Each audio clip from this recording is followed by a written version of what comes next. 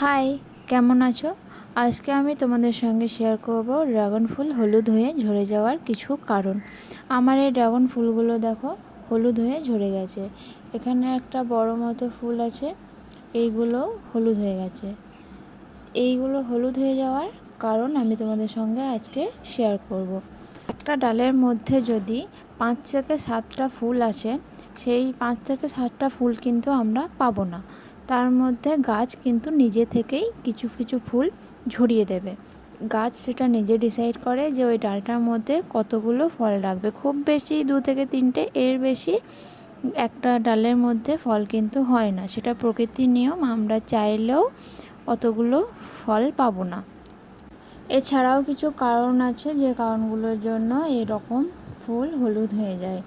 তার মধ্যে প্রধান কারণ হচ্ছে অতিরিক্ত বৃষ্টি। ফুল আসার পর থেকেই যদি টানা বৃষ্টি হতে থাকে তাহলে কিন্তু ফুলের কুঁড়ি এরকম হলুদ হয়ে যায়। দ্বিতীয় কারণ হচ্ছে পিঁপড়ের আক্রমণ। কালো কালো যে পিঁপড়েগুলো ফুল আসার পর থেকেই চলে আসে, ওই পিঁপড়েগুলো যদি না তাড়ানো হয় তাহলে কিন্তু ফুলের মধু ওই পিঁপড়েগুলো সব খেয়ে নেয়, তার ফলে ফুল হলুদ হয়ে শুকিয়ে যায়।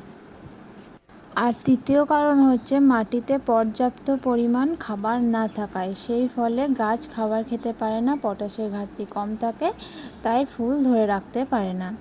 চলো তাহলে আজকের মতো এটুকুই। টাটা, ভালো থেকো। আর ভিডিও ভালো লাগলে অবশ্যই একটা লাইক করে দিও। টাটা।